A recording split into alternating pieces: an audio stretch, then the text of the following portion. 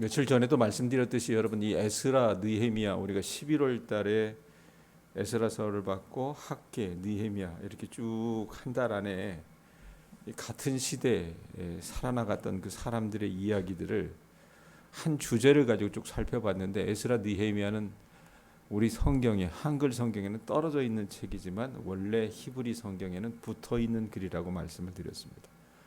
자, 느헤미야가 이 바빌론 포로에서 3차 귀환한 후에 백성들과 함께 성벽을 재건하는 일을 52일 만에 완성했다고 했습니다. 자, 그때가 이 사람들의 달력으로는 엘루렐이라고 해요. 엘루렐. 그러니까 이스라엘의 종교력으로는 6월 25일의 일이었습니다. 자, 이들이 여러분 얼마나 고하게 이 일들을 수행했냐면 어떤 사람들은 한 손에 무기를 들고 한 손으로 일을 하기도 했고 어떤 사람들은 허리에 칼을 차고 건축을 하기도 했고 무리의 절반은 동틀 때부터 별이 보일 때까지 일하면서 창을 잡기도 했다라고 성경에는 기록합니다. 자, 얼마나 긴장감을 가지고 성벽 건축에 전력을 다했는지 느헤미야서가 기록을 하고 있는데 이렇게 52일 동안 일했다면 완공 후에는 여러분 사람이 권하잖아요. 52일 동안 그 짧은 기간에 일했으니까 대단하다라고 생각하지만 쉬지도 못했어요.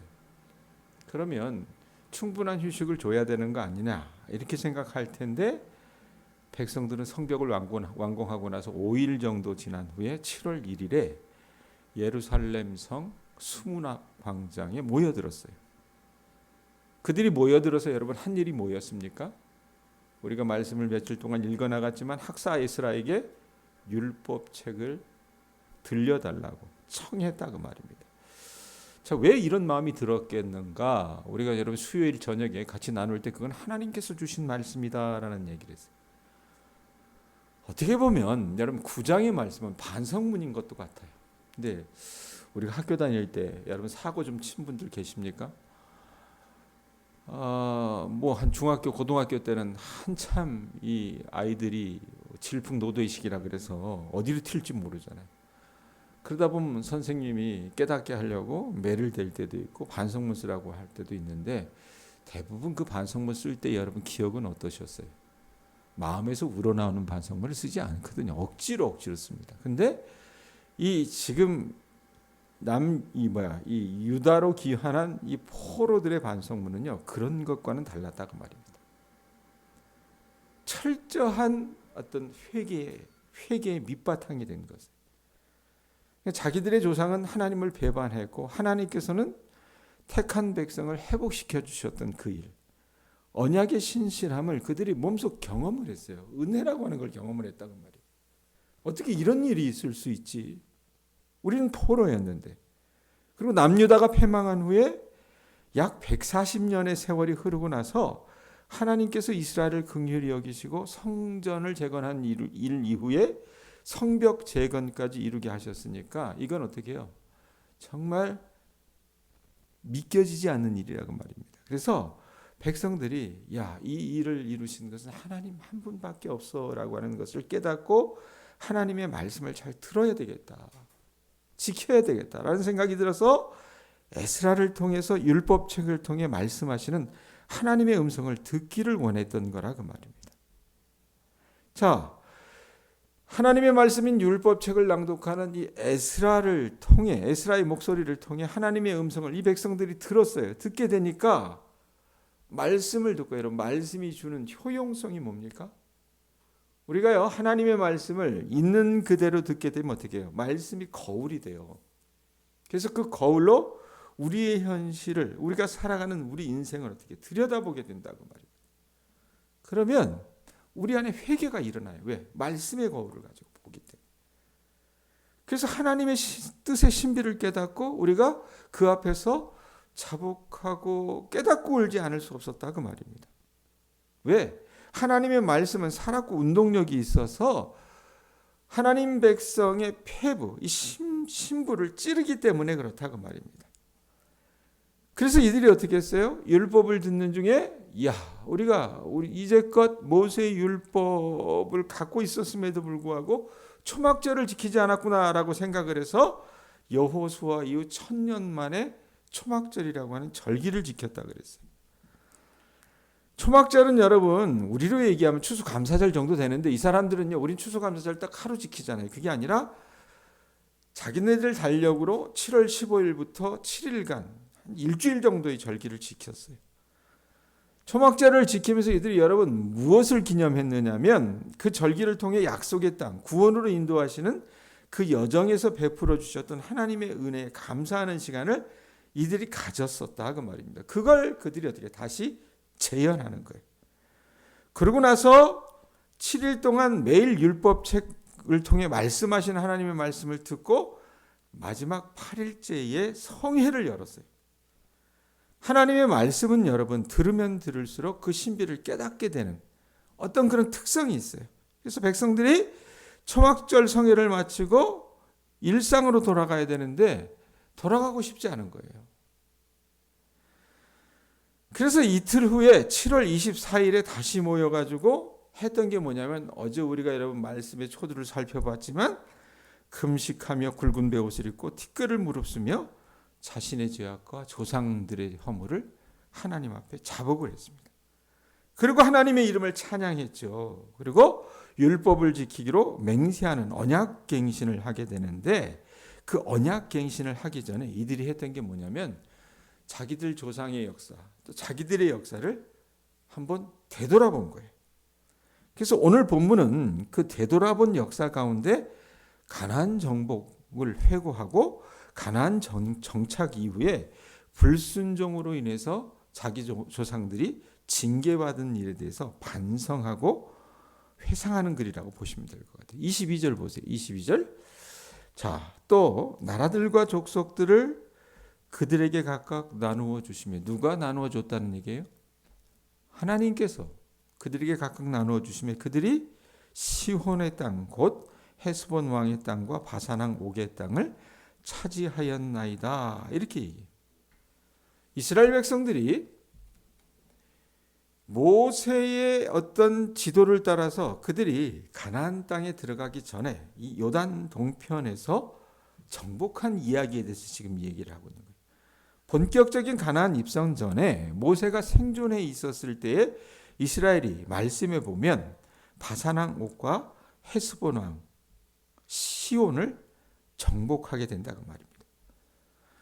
자, 그런데 거기 말씀해 보면 나라들과 족속들을 그들에게 나눠주셨다. 그들은 누구예요? 지금 이 글을 쓰는 사람들, 이 회고하며 반성하는 사람들의 조상을 이야기합니다. 그래서 그들에게 하나님께서 이 땅을 나눠주셨는데 땅을 나눠주신 주체는 누구예요? 하나님이 그렇게 하셨다고 이들이 고백을 해요. 그래 놓고 23절 보세요. 계속 그 이야기가 이어져요. 자, 누가? 주께서 그들의 자손을 하늘의 별같이 많게 하시고 전에 그들의 열조에게 들어가서 차지하라고 말씀하신 땅으로 인도하여 이르게 하셨으므로 라고 얘기를 해요.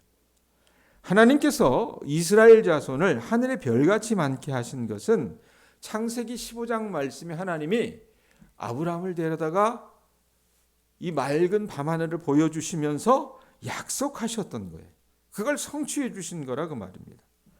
자, 그런데 전에 그들의 열조에게 들어가서 차지하라고 말씀하신 땅은 가나안 땅을 이야기하거든요. 그러니까 이스라엘이 출애굽할 때 여러분 그들이 애굽에 들어갔을 땐 70명이 들어갔지만 430년이 지나서 출애굽할 때는 인구가 몇 명이었어요? 남자 장정만 70만이었습니다. 그렇게 보면 어림잡아도 한 200만 명의 인구가 출애굽했다라고 사람들은 회상을 한다 그 말입니다. 생각을 해보세요. 400년 만에 어떻게 70명의 사람이 200만 명의 사람이 됩니까? 그건 하나님의 약속의 성취라고 밖에 말할 수 없는 거라고 말입니다. 그리고 그들을 하나님께서는 어떻게 하셨어요?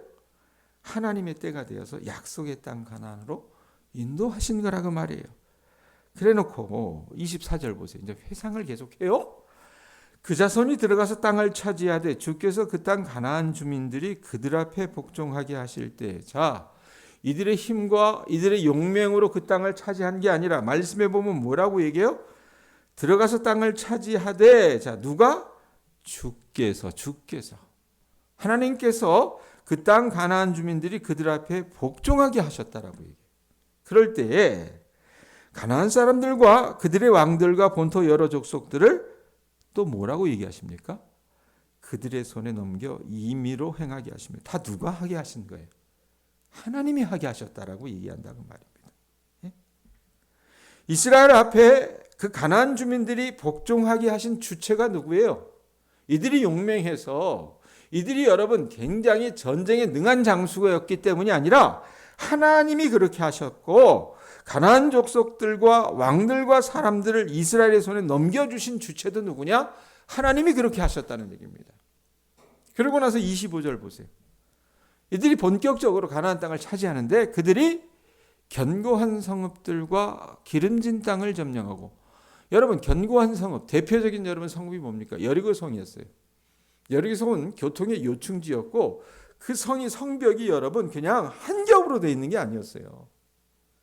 두 겹으로 되어 있는 굉장히 견고한 성이었습니다. 그런데 그 견고한 성읍들과 기름진 땅을 점령하고 모든 아름다운 물건이 가득한 집과 판우물과 포도원과 감람원과 허다한 과목을 차지하여 배불리 먹어 살찌고 주의 큰 복을 즐겼다라고 얘기해요. 하나님께서 이들의 조상에게, 이스라엘 백성들에게 가나안 땅만 주신 것이 아니었다는 얘기예요. 그냥 맨 땅 주고 알아서 먹고 살아, 이게 아니었다는 얘기예요. 견고한 성읍, 기름진 땅, 좋은 물건, 마실 물, 많은 과목, 과실수도 주셨다 그 말입니다. 그러니까 먹고 살게 다 어떻게 해요? 완전히 종합 선물 세트를 만들어서 주셨다 그 말이에요. 그러니까 부족함이 없이 주셨어요. 그래서 뭐라고 얘기합니까? 배불리 먹어 살찌고 주의 큰 복을 그들이 즐길 수 있도록 하셨다라고 얘기를 해요. 그런데 이 사람들이 어떻게 했어요? 25절 뒷부분에 보면 큰 복을 즐겼으면 됐는데 즐겼사오나 이러면서 드디어 반역하는 모습이 나요. 그게 26절로 이어져요. 즐겼사오나, 자 26절에 뭐 했다 그래요? 같이 읽어봅니다. 시작. 그들은 순종했어요? 순종하지 아니하고 주를 뭐 했습니까? 거역하며, 그 다음에 주의 율법을 어떻게 했어요? 등지고 주께 돌아오기를 권면하는 선지자들을 어떻게 했습니까? 죽여 주를 심히 뭐 했어요? 모독하였나이다 라고 얘기해요. 이상하게 여러분, 우리도 그렇지만 이 하나님의 백성들의 삶이라고 하는 것이 참 요지경 속인 게, 이들이 먹고 살만하면 여러분 어떻게 해요? 꼭 엉뚱한 생각을 하게 돼. 안 그래? 살만하면 하나님을 배반하게 된다는 겁니다. 이스라엘 백성도 마찬가지였어요. 40년 동안 광야에서, 이게 여러분 목사가 그런 표현 써서 미안하지만 뺑뺑이를 돈 거잖아요, 사실은.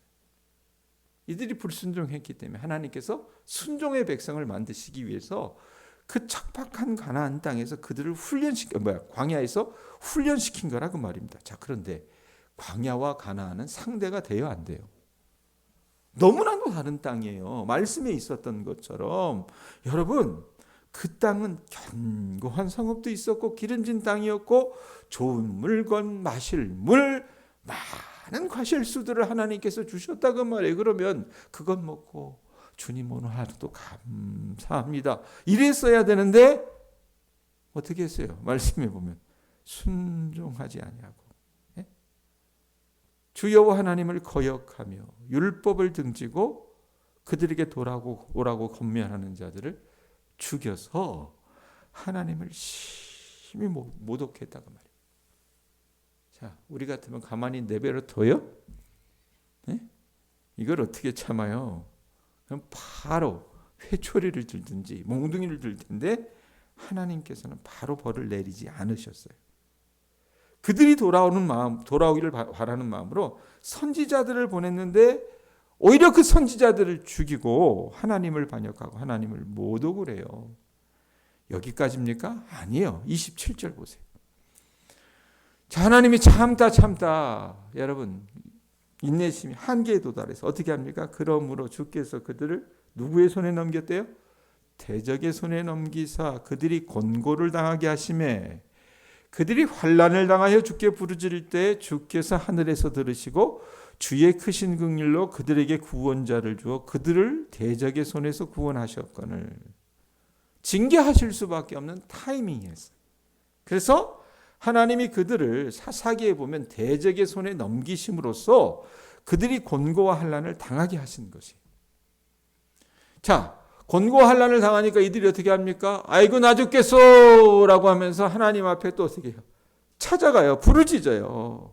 그러면 하나님이 그들의 여러분 부르짖음을 들으시고 뭐 하셨다 그래요? 불쌍히 여기시고 크신 긍휼로 하늘에서 들으시고 크신 긍휼로 그들에게 구원자를 주셨다 그랬잖아요. 불쌍히 여기시고 구원해 주셨어요. 자, 그러면 이렇게 여러분 우리가 한번 당하면 어떻게 해요? 깨달아야 되는데 그게 돼야 안 돼요. 똑같았어요, 이 사람들이. 28절 보세요. 그들이 자, 또다시 먹고 살만해요. 평강을 얻은 후에 다시 주 앞에서 뭐 했대요? 악을 행함으로 주께서 그들을 원수들의 손에 버려두사 원수들에게 지배를 당하게 하시되 그들이 돌이켜 주께 부르짖음에 주께서 하늘에서 들으시고 여러 번, 이 편도 재밌어요. 여러 번 주의 긍휼로 건져내시고. 우리가 이제 언젠가는 사사기를 보게 될 텐데 이 사사기에서 보는 이걸 뭐라 하냐면 사사기의 어떤 사이클, 순환이라고 얘기를 해요. 그러니까 하나님 앞에 먼저 범죄합니다. 이스라엘 백성들이. 그럼 하나님이 어떻게 해요? 참다가 그들을 징계하세요. 이방 민족을 통해서. 그러면 이방 민족의 압제하에 있다가 이들이 어떻게 해요? 너무 곤고하니까 하나님께 부르짖어요. 그러고 나서 하나님께서 또 하시는 게 뭡니까? 그렇게 부르짖으면 그들을 긍휼히 여기사 사사들을 보내서 구원하시는 겁니다. 요 범죄하고 징계하고 부르짖고 구원하는 이게 반복이 되는 이야기가 사사기거든요. 사사기의 순환이라 그러는데 이 이야기가 여러분 사사기 시대에만 있었던 것이 아니라 왕정시대, 이 열왕기 이때에도 여러분 비슷한 순환이 있었다 그 말입니다. 여러분 만약에 하나님께서 이 왕정시대에 그들을 긍휼히 여기지 않으셨더라면 어떻게 보면 이스라엘의 역사는 빨리 끝나야 되는 역사였다 그 말입니다. 자, 29절 보세요. 이렇게 반복되다가 29절 다시 주의 율법을 복종하게 하시려고 그들에게 경계하셨으나 그렇게 살면 안 돼 이렇게 말씀을 하셨으나 그들이 뭐 했다 그래요? 교만하여 그래놓고 저는 오늘 말씀의 요절이라고 생각을 하는데 자 뭐라고 얘기합니까? 하나님의 말씀을 뭐라고 지금 느헤미야서의 기록자는 뭐라고 얘기합니까? 사람이 준행하면 그 가운데서 삶을 얻는 주의 계명. 우리에게 생명을 주는 여러분 그 하나님의 말씀을 뭐라고 얘기해요? 사람이 준행하면 그 가운데서 삶을 얻는 주의 계명. 그것을 들어야 되는데 들었어요? 듣지 않았어요? 듣지 아니하며 주의 규례를 범하여 고집하는 어깨를 내밀며 목을 굳게 하여 듣지 아니하였나이다. 듣지 않았다는 표현이 여러분 어때요? 두 번이나 한 구절에서 반복이 돼요. 하나님께서는 이스라엘이 하나님의 말씀인 율법을 복종하도록 끊임없이 선지자들을 보내서 경계하시고 경고하시고 훈계하셨어요. 그런데 여러분 이스라엘이 그것을 들었어요? 듣지 않았어요? 듣지 않았습니다. 교만해서 듣지를 않았어요. 그걸 여러분 오늘 말씀해 보면 뭐라고 비유하냐면 마치 예전에 지금은 여러분 소 가지고 농사하는 분들이 없잖아요. 동양에도. 그런데 예전에 여러분 우리는 어떻게 해요? 밭 갈 때 산밭 같은 경우 여러분 경운기로도 밭 갈기가 힘들잖아요. 그래서 썼던 게 뭐예요? 소예요. 소. 그러면 소에게 일을 시키려면 여러분 제일 먼저 해야 되는 게 뭡니까? 멍에를 매야 되잖아요. 멍에를 매려고 할 때 거기 말씀해 보면 뭐라고 그래요? 고집하는 어깨를 내밀며 이 표현이 있잖아요. 소가 어깨를 어떻게 해요? 내밀며 거부하는 그 모습을 이스라엘 백성들의 어떤 완고한 모습과 같이 비유하고 있는 거예요. 이렇게 이스라엘이 멍에 매기를 거부하는 소와 같이 교만하여 목이 굳었음에도 하나님께서는 그들을 어떻게 하셨는가? 다시 보세요. 30절, 31절. 우리 같으면 어떻게 합니까? 소가 그 짓을 하면 어떻게 해요? 후려칠 겁니다. 팰 거라고 말해요. 그런데 하나님께서 어떻게 하세요? 그러나 주께서 그들을 여러 해 동안 뭐 하셨대요? 참으시고. 제가 어제 설교하면서 그랬잖아요. 속도 배알도 없는 하나님이라고. 그 다음에 또 주의 선지자들을 통하여 주의 영으로 그들을 뭐 하셨다 그래요? 경계하시되. 그러면 안 돼. 그러면 사단 난다. 그랬는데 또 이들이 어떻게 얘기했답니까? 그들이 듣지 않았단 말이 또 나오죠. 듣지 아니함으로. 이제는 어쩔 수 없어요. 그래서 하신 게 뭐예요? 왕정시대에 열방 사람들의 손에 넘기시고도 그렇게 할 수밖에 없었어요. 그런데 하나님이 그거 그렇게 두셨느냐? 아니에요. 31절 보세요. 주의 크신 긍휼로 그들을 멸했대요, 멸하지 않았대요. 아주 멸하지 아니하시며 버리지도 아니하셨사오니 주는 은혜로우시고 불쌍히 여기시는 하나님이시미니이다. 반성을 하는 거예요.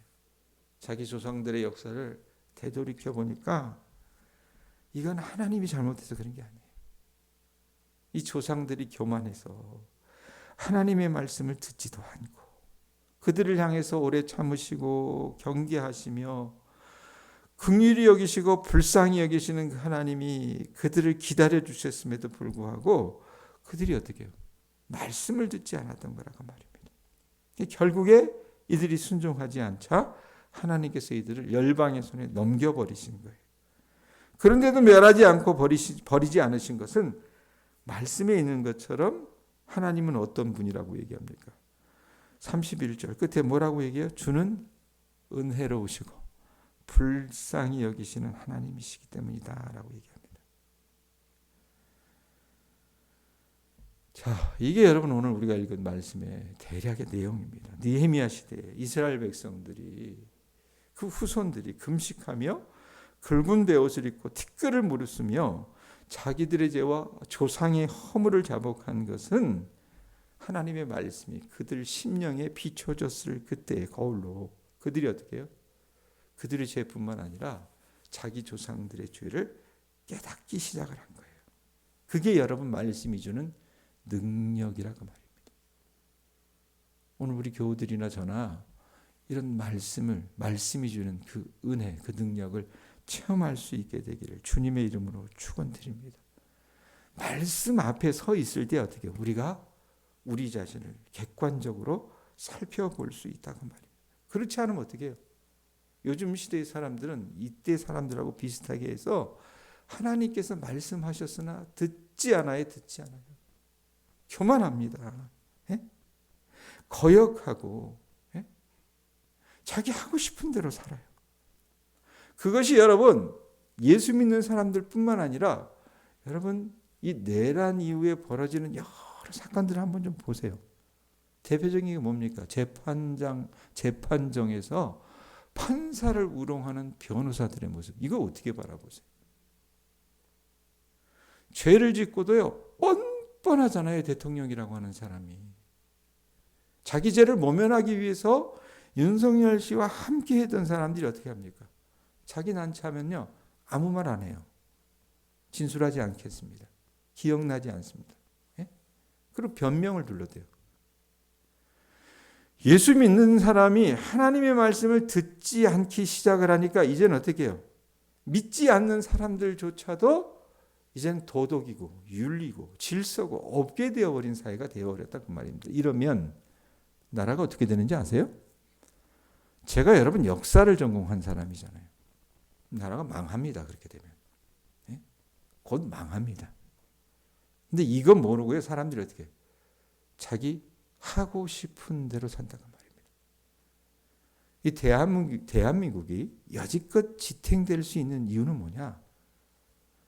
31절의 말씀처럼 우리를 어떻게 해요?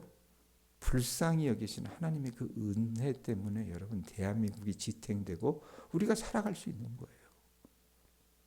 우리가 하고 싶은 대로 우리 뜻대로 산다면요. 벌써 망해도 몇 번 망했어야 되는 나라라고 말입니다.